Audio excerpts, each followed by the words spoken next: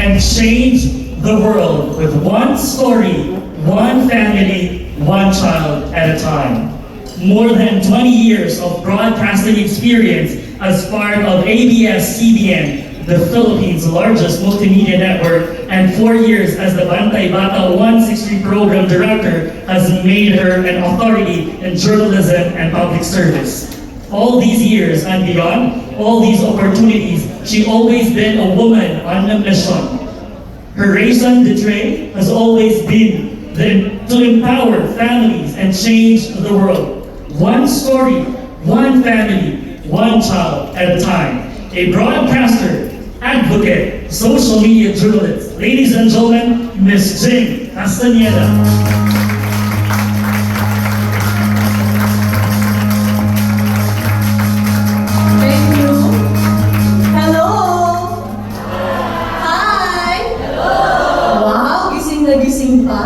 Lalo na mga bagets.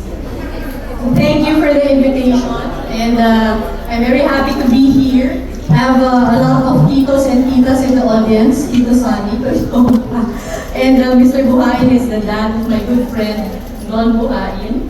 And I'm very happy to be with you today. So ladies and gentlemen, my fellow media professionals, it's an honor to be with this impressive roster of speakers and be among some of the most influential names in the field. Before I get started, I'd like to thank the organizers for today's event, of course led by the Global Peace Foundation, as well as my fellow peace advocates. Palakpakan naman natin sila. Ang ginawa nila all the names, the big names in the industry. So when I learned about the mission of the foundation and saw the esteemed speakers who will be joining me today, it filled me with gratitude for belonging to a generation that has witnessed the transformative power of traditional journalism and how it navigated the digital revolution. So mga titos and titas in media, diba? I think I can speak for a lot of us when I say that we haven't just observed this evolution. We have actually influenced, pioneered, and shaped it.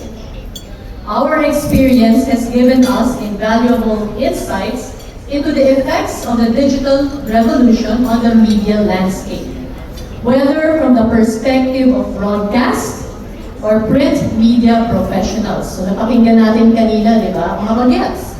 Napakinggan natin yung mga sharing from the print and broadcast segment. So I recall the earliest days of my career in ABC News in New York City when non-linear editing was the most cutting-edge technology. Alam ba na, yung mga broadcasting dito, non-linear editing. That was the most cutting-edge technology at that time. In contrast, when I returned to the Philippines and joined ABS-CBN, of course, we were expectedly still a bit behind in terms of broadcasting technology. Still using pneumatic tapes. Oh, again, students, pneumatic tapes, mas malaki pa yan sa iPad. Oh, yes, ma'am daw. Okay. Mas mabigat din, di ba, ang kapal. Pag binato sa'yo, nakasakot ka. Okay.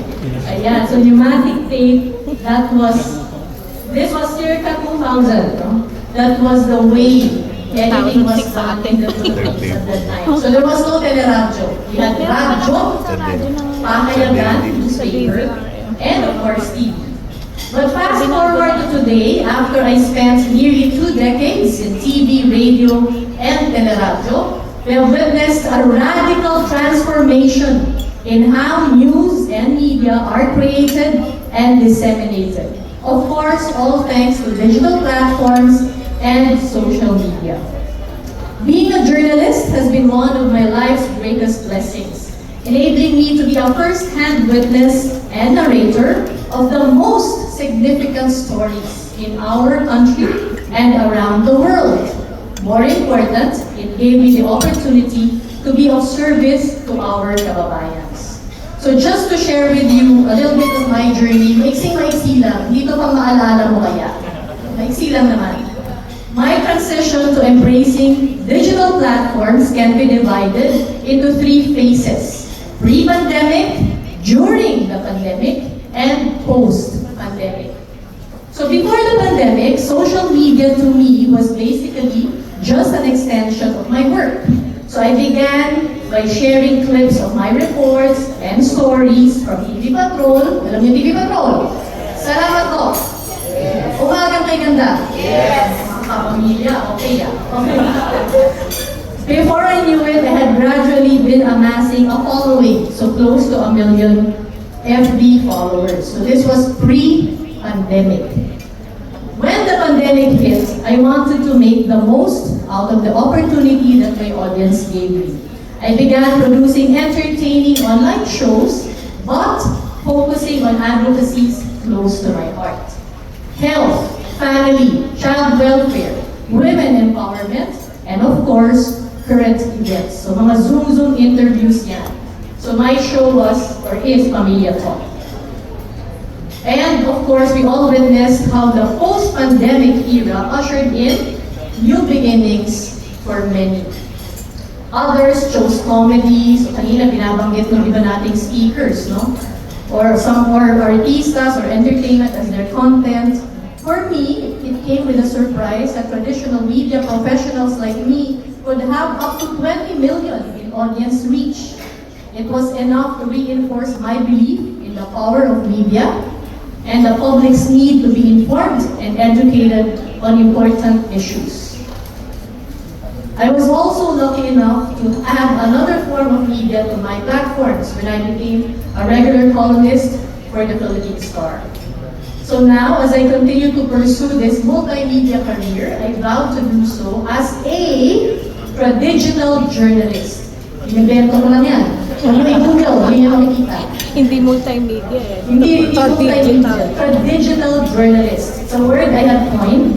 And to me, this approach means merging truth, accuracy, and public service of the traditional press with the engaging nature of digital media. Tumata ko si Tito Sani Coloma. Thank you, sir. Ayan. Lolo, sorry, Tito pala natin. Tito natin. Tito Sani. Suki namin sa Malacanang nung time ni Pinoy. Why is this symbiotic relationship between traditional and social media so significant in our advocacy for peace? It starts with the wealth of experience that veteran journalists bring. People like Sally Coloma, of course, Michael Ang, kanina, no, si Edward Cabangon. And I think I speak for my colleagues when I say that because of our experience, we've been able to gain a clearer understanding of how the public forms their perspectives. And that kind of understanding on the role of communications is an invaluable skill in the pursuit of peace. Ang social media na yan.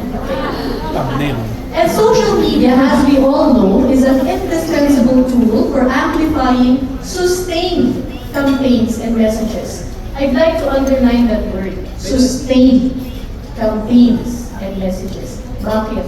Kasi po mahal sa TV, mahal sa radyo.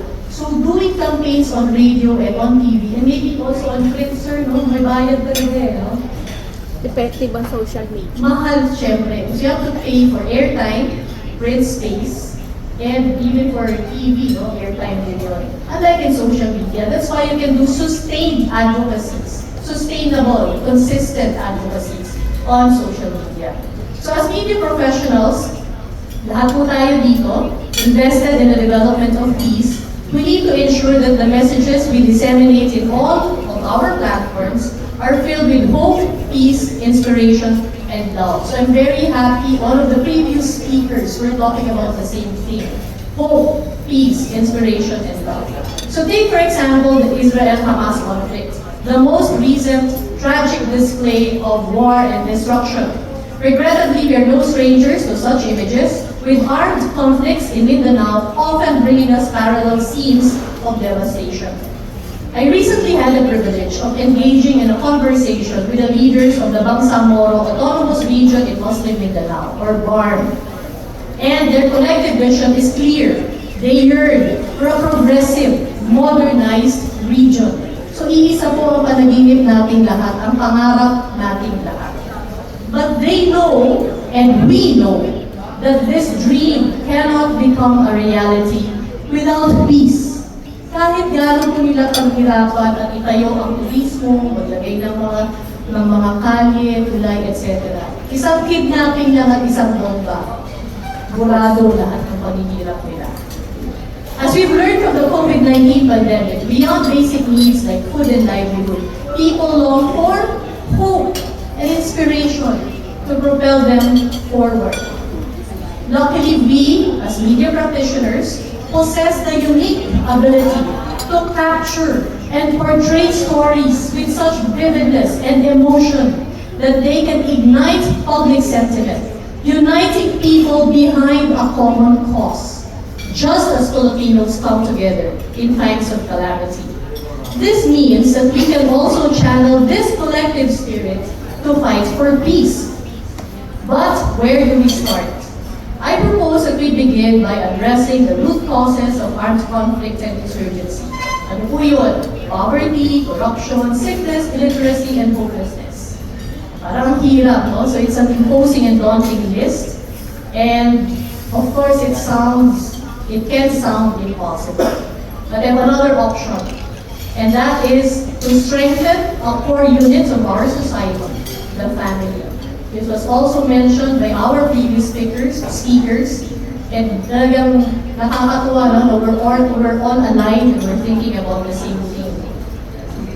By planting the seeds of peace within our families, we can cultivate roots that are resilient in the fight for peace. The welfare of families and children is one advocacy that I was fortunate enough to have as a part of my career when the late Gina Lopez asked me to head Bantay Bata 163. I was blessed to be able to have the chance to fulfill this role while I continued my work in news and current event shows. By this time, I was also already a mother myself, which made the work even more personal. The United Nations Sustainable Development Goals, or SDG 16, talks about the importance of the protection of Filipino families and children to global peace. I'm a sustainability advocate also. Families are the first and foremost influential educators in every child's life. And by instilling values of peace, empathy, communication, and conflict resolution in their children, families contribute in creating future agents of peace and change. Families are the building blocks of communities, as mentioned a while ago by Mr. Buhain, and we must help them become units that foster social cohesion, trust, and cooperation, which are essential elements for peace. While we've all done our share, of course, there's still a need to keep going. There are still threats and issues affecting families and children, and we must respond in numbers, united in our goal for global peace.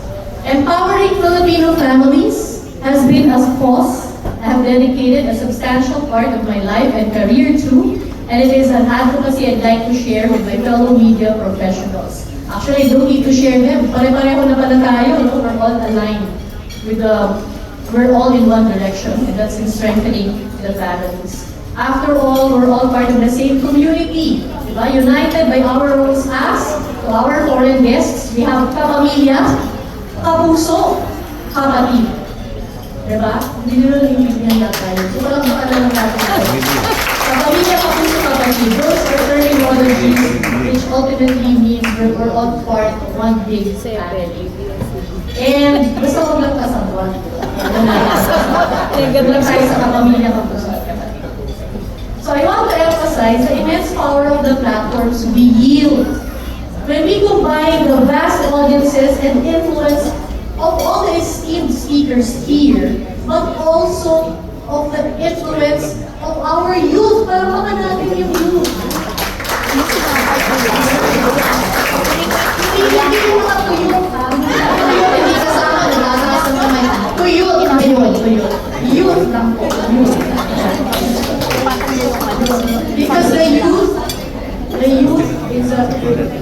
social media, walang mayaman, mahirap, sikat o hindi. Lahat tayo may circles of influence.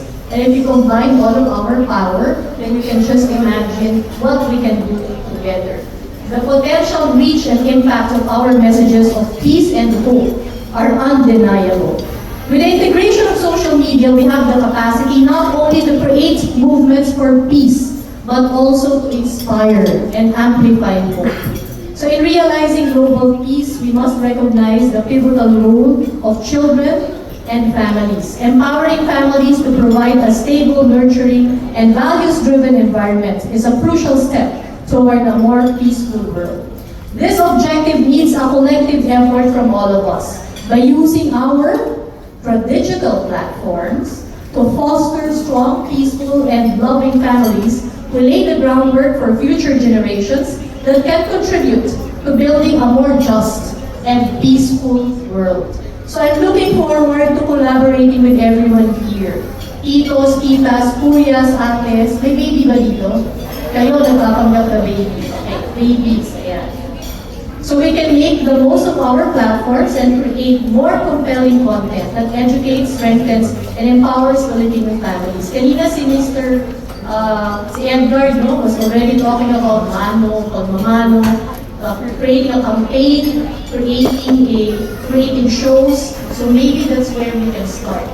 So let us work together as communicators, united in creating messages that inspire conversations that matter and ignite movements that build a peaceful nation.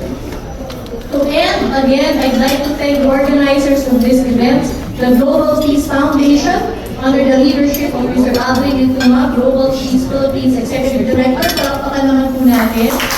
Mr. Ingrid Ra, of course, Global Peace Asia Pacific President, and my friend who extended the invitation as well, si Ed, for putting together a very successful program for us today, as well as for all of the work that the Foundation committed in the pursuit of peace. Palakpakan po natin ang bawat isa.